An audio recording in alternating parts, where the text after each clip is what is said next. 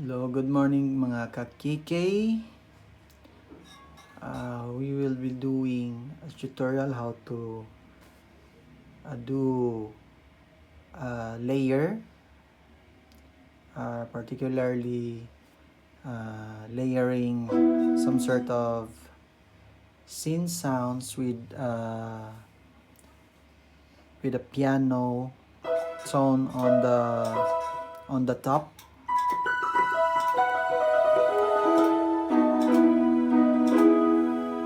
So as you can see, you can hear there is a synth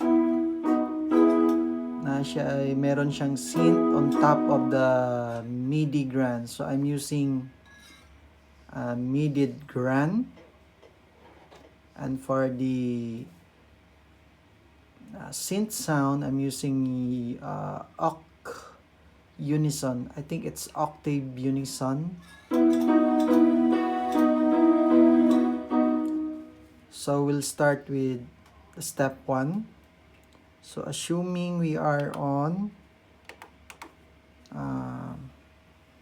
kumbaga ito yung default sound na maririnig natin during pag mag-on tayo ng XPS 30.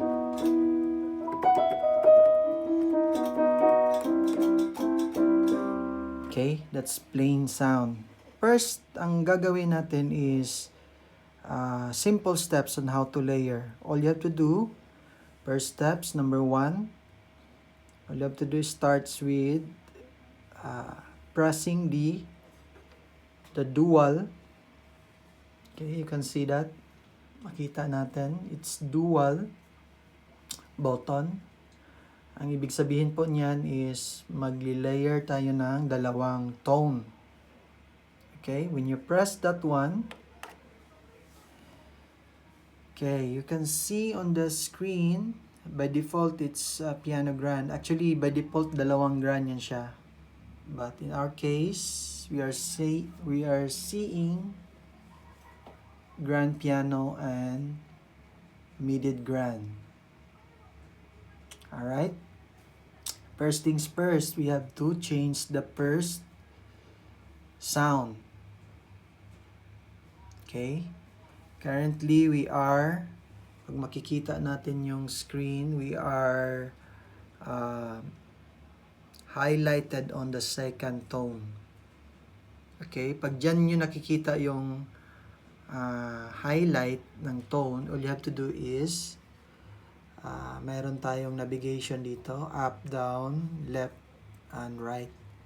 So all you have to do is press the top button or up button. Yan. So as you can see, nag-highlight yung ano natin. So we'll need to make sure na mag-highlight doon sa grand. Okay, all you have to do is press this navigation para magpunta yung highlight doon sa eksakto na gusto nating palitan. Alright, so currently, diyan siya nag-highlight sa MIDI grand. Now, all you have to do is change it to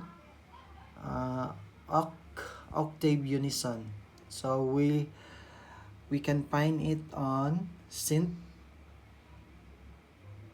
Okay, Synth category. So in Synth category, we will be defaulted to porta lead. Okay.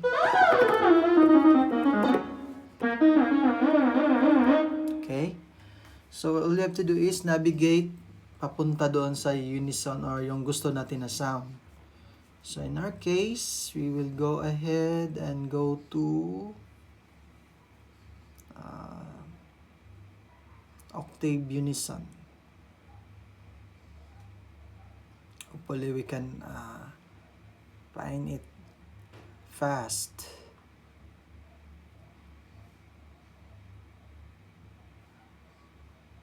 Alright, let me just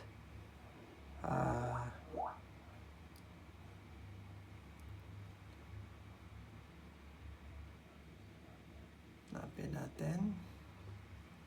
So you have to do scroll. Ayun. So it's in I think it's number 58 Hopefully makita niyo yung screen. Pero in our case here, it's 158. Okay? It can be found in 158. Then, the next thing na gagawin natin is i-highlight natin sa second tone. Alright? So, as you can see now,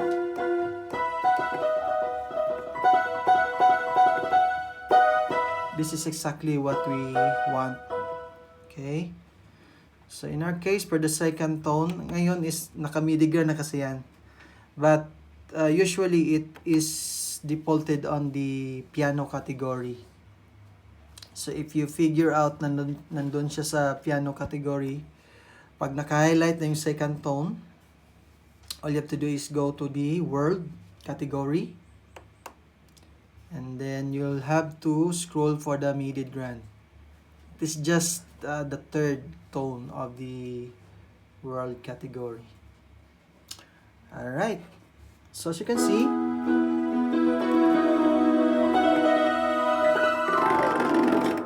alright, this is exactly what we want, yung sounds na gusto natin.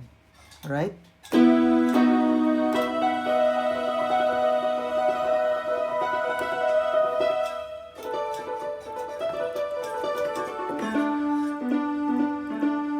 Ayun.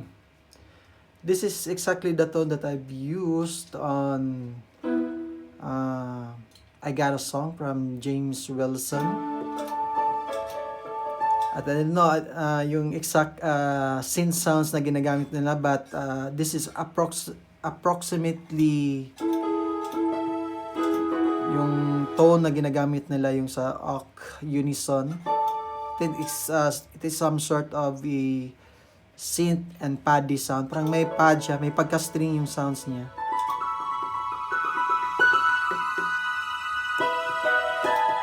Ayun, mag-i-stay yung sounds niya for a couple of time while yung piano mawawala, no, mag-decay doon sa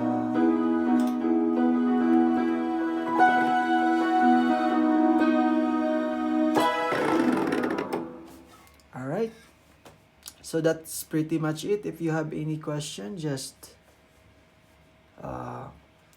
PM me, and don't forget to subscribe and click the notifications below. Thank you very much.